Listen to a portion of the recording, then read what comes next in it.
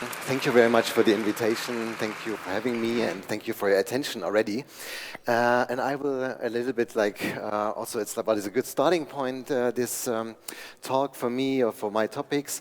And I will start with this image. Where can you see it? Where's the image from the presentation? It's over here. Amazing. It's from 1980.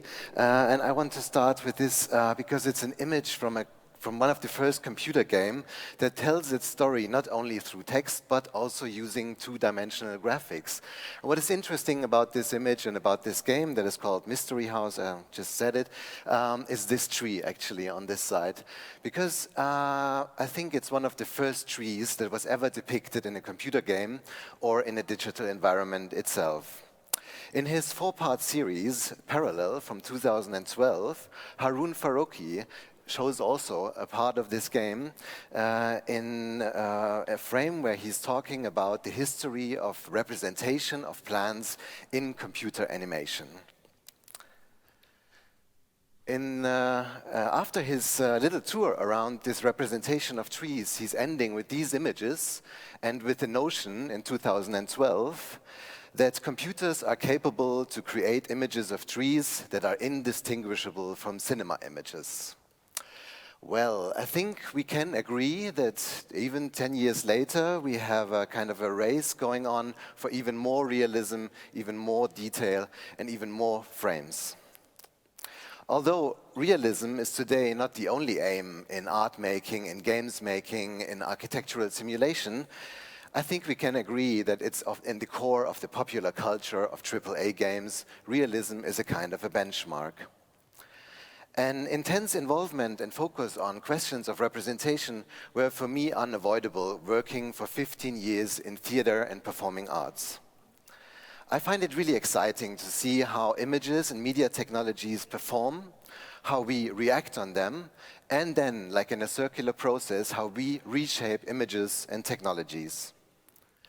In the jungle of concepts and definitions, I just want to make clear that representation is for me something of being a representative, or a splendid and dignified form of appearance.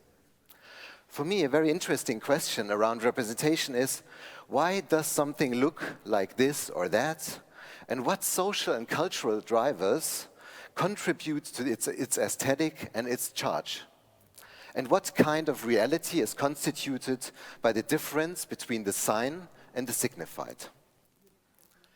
In today's very increasingly complex and very contradictory society, mechanisms of representation are changing dramatically. Our life has become a story, and we have to represent ourselves in this story. Think of social media.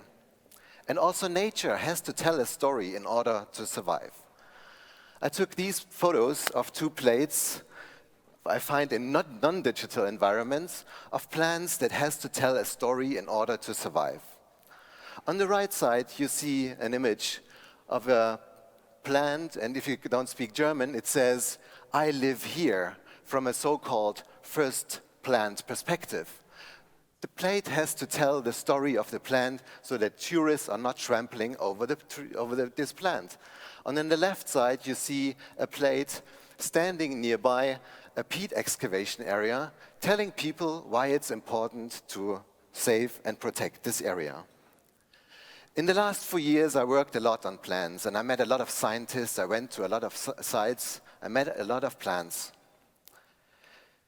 The writings of the Canadian anthropologist Natasha Meyer, for example, have been a great inspiration for me.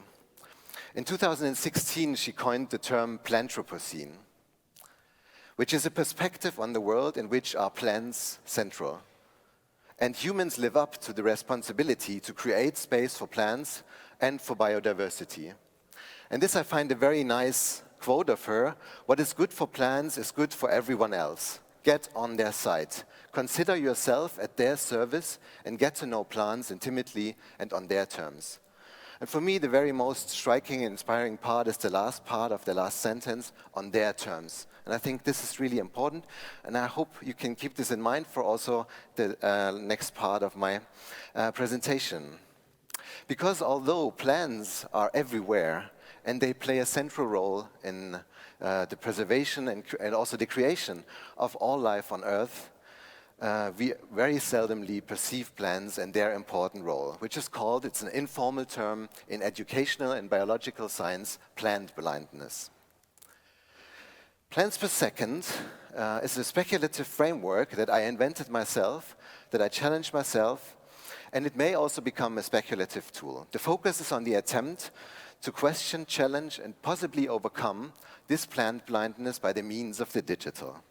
A first step is to ask some question around representation of plants in digital environments. What image do digital environments produce and leave behind of a plant?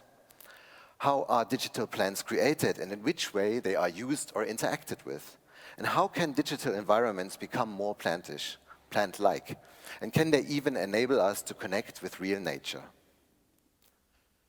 PPS is developed in reference or in an analogy to a technical value that is very important nowadays, which is called frames per second.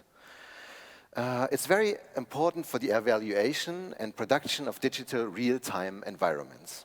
If you are an artist yourself, a creator, a gamer, I think you know this term already. And most probably you also used it in your own process. If you are not familiar with the term frames per second, in Germany it's called Bilder pro Sekunde, images per second, you should know that this is a technical value that gives information about the current computing power of any system that is capable of creating images. Technical system. If the computer manages to create more than 30 or more likely 60 frames per second, then we can call it a real-time environment. So we need a lot of frames to create an immersive and interactable environment. What is so interesting about frames per second? Come with me on this ride or on this thought that if realism is a benchmark for the quality of an experience, and I think this is not 100% everywhere true case, it's just like one part, but if, please come on this trip, then frames per second is a currency in this game, right? Because if you have a lot of frames, you can create a lot of reality, a lot of immersiveness.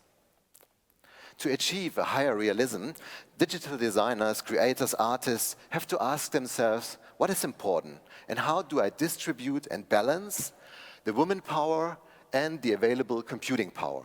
These are the core questions I have to ask myself.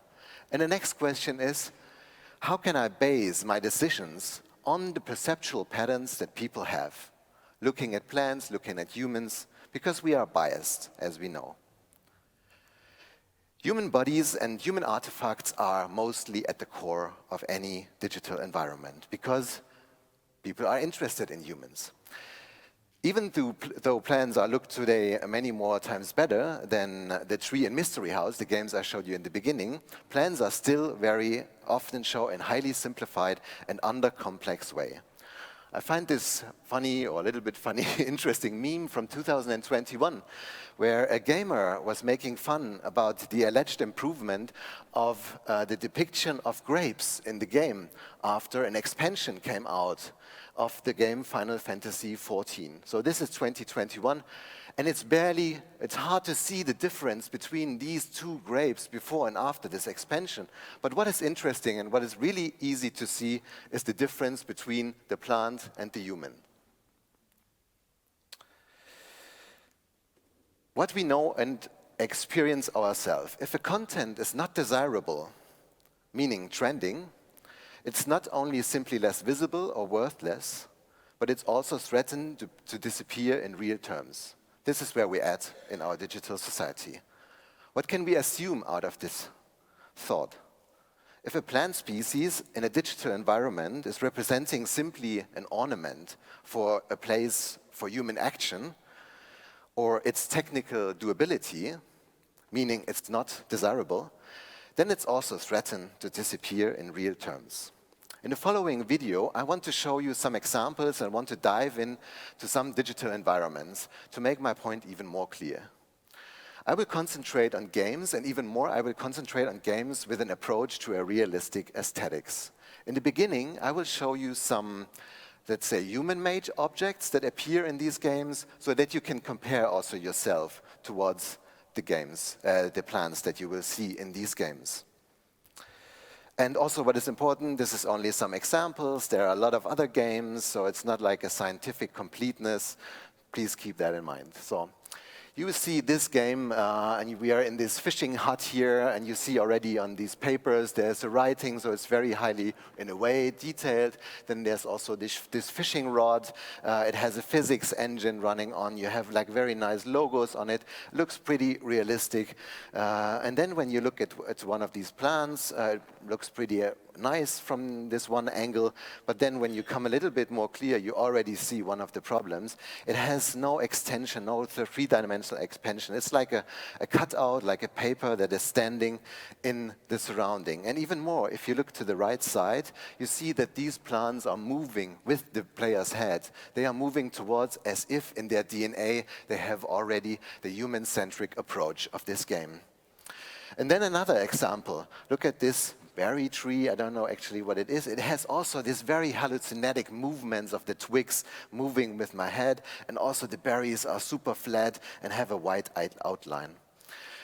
And then we have a next example, and in the next example I want you to look at the avatar beginning. It's like very highly detailed, the hair, and then these metal wheels and these braces around these metal wheels, amazing. They have an extension, pretty well rendered, right? And then we look at something that is called, or that is a moss on these stones. And if you get a little bit closer, you already see the problem here. It looks more like a graffiti on something that is already very blurry. So I think there's a kind of a very strong hierarchy in between that can be also seen here in between this grass. It's like a flat surface where you have some texture that tries to depict some plants. And then also this game, it's not so much about the foreground because the game already is very stylized, but look at the background. Trees are appearing when you move away. The bush in the foreground is going away when you are heading towards these plants. And this is what you see all over the game, meaning that from the first moment, these plants are, unlike human-made objects, already made to give space to human interaction and to human notions and ideas. And also here in this last example, Farming Simulator, there are games where plants are at the core of the attention. But look at these plants, they are all the same assets. It's one and the same asset. And this I find also a very funny glitch, actually. To show you at least one digital or one aspect, one technical aspect behind this, I searched the internet and some 3D asset stores to find one of the plants that was shown in the first example, and you see it on the lower side, and the second one from the left is one we saw in the first example.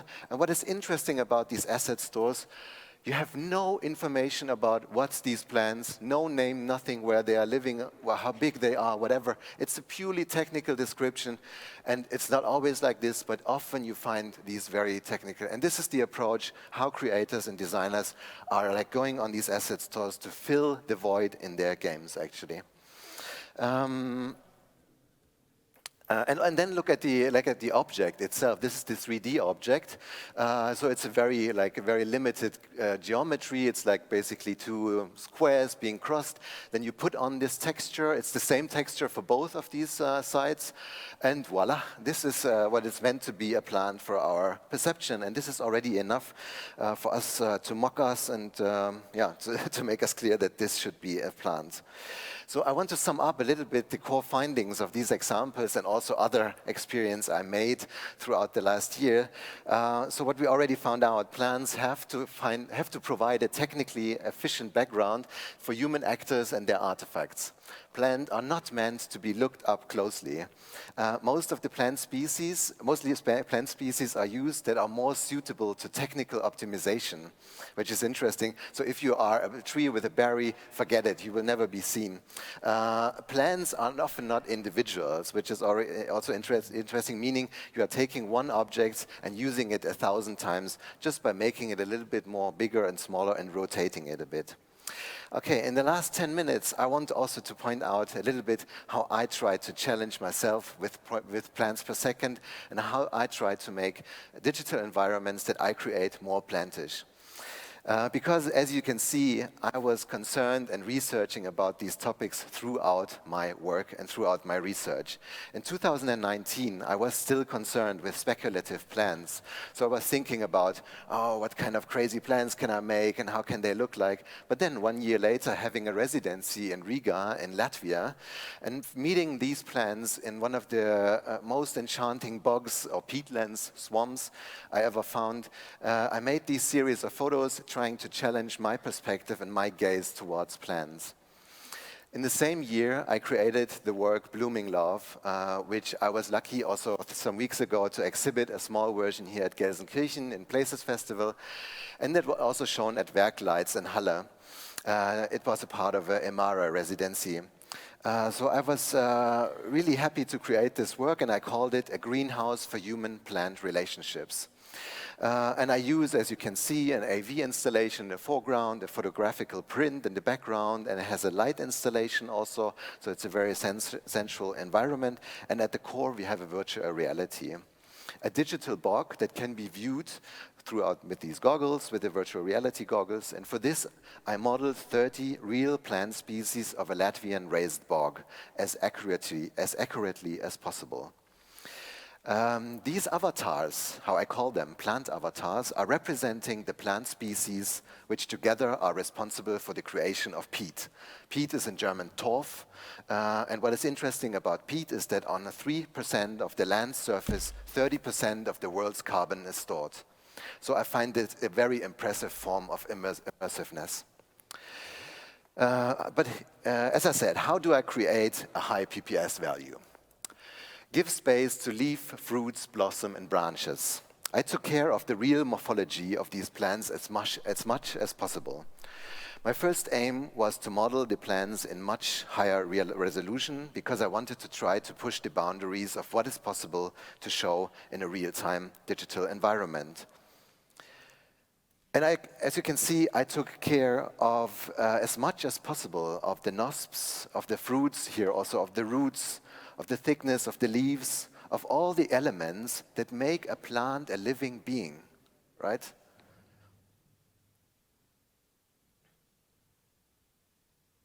Beautiful.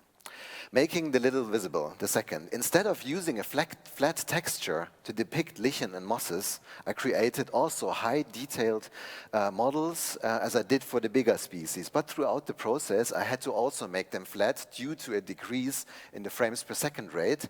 But since I modeled them in these kind of clusters, I still had a kind of a three-dimensionality and a kind of a spatial expansion of these plants and was therefore more high resolution than a pure texture. Then next point is diversify, allow individuality. I think this is very important. For some plants, I created several individuals for each of these species to reflect on their individuality, but also on the way of a community that they live in. Only a little later in the process, I started to create also for some of them, some roots, but not for all of them. And also in the next step, I'm really interested to create species that reflect more on the age also of these plants. Next point, looking at plants. I think this is what I already said. With my works, I try to bring the plants into the uncanny valley of representation in order to make people see something, to interrupt our modes of seeing and experiencing. I position the visitor's gaze just above the ground of this digital bog, at the level of mosses and lichens. The visitors have no digital body and are intentionally reduced to a mere gaze. I consciously prevent any form of interaction in a real-time environment that is made for interaction. High blurriness in the background, as you can see here, is also intentionally added to force the visitor to interact and to engage with the plants in the proximity, with the morphology and the distribution and the coexistence. And also in my work, Nastyan and Tropismen, which you can see an exhibition work here from 2022, had the same focus or a similar focus and used similar tools. It's an environment which can be called an an extended reality or something. It uses also real-time generative light, generative sound. We have 3 monitors here. There's no virtual reality, and these black glass, opaque glass objects that are in front of the monitor. I will come to this in a minute. What do I did here? I add specific plant movement. So I was really concerned, and I tried to represent at least one type of movement of each of these plants using these bones. This is this gray material that you see here, this gray object, allowing us as creators to move the underlying geometry of these elements. Then I created specific algorithms for each of these plants so that they can create this one aspect of their movement. I tried to get closer to the question whether the movements, if we could only see them, carry an empathic quality like a human movement does. Second, whom is moving whom? Invert human-plant interactivity. I created a setting where the audience has to follow the plant movement. Often only 1 out of 3 monitors active, so people have to face themselves to this direction. And then there's also these black, opaque screens hiding a part of the monitor. People have to move around or bend and actually to see a different layer of plant movement. It's wet peat, Torf in German. It's like the material, the afterlife of these plants, which is still also moving as long as it's wet and not being drained. Who's on stage? I also added for this work an app that the visitors can find, and that adds an additional information about the protagonists that were on stage while visiting the artwork. It's a bit of didactic, I know, but it's still a poetic approach towards the plant's life. And links to more information to the plants and to the peatlands can be found on this app. PPS is a proximity in distance. The Latvian peatland scientist Agnes Pride once said to me, "We have to leave nature alone." And I think after the pandemic, we already now start to see that this is something we should do. We should withdraw from a lot of habitats, stop conquering them for our human purposes, and even stop entering them at all. I think highly realistic, desirable representations of plants could help us to still maintain an emotional and connection to them and celebrate our absence with empathy. Then PPS is an affiliation through otherness, a connectivity through otherness. PPS can help us to emphasize the difference between humans and plants, because I think this is very important. Plants are not primarily here to perform human tasks. They are not an extension of human agency, but living beings on their own term. Taking seriously and emphasizing the difference between humans and plants in their temporality, in their form, can help us to develop a sovereign belonging in reference to this difference. And last but not least, learning to see plants. Even though PPS is a speculative framework, and it may still stay as a speculative framework, it shows how we look or how we don't look at plants. Just as in the non-digital world. In digital worlds, we just pass by. We don't look very closely. We overlook them. And we only pay attention if they can do something for us, for the climate, so that in order for us to survive. But the question is to how much plant is our attention apparatus and our empathy capable of? What value do we place on plants, their condition, and the reality of their lives? I thank you very much for your attention, and I'm also happy to discuss with you further. I will be here over the day. Thank you very much, and have a wonderful day, every one of you. Bye.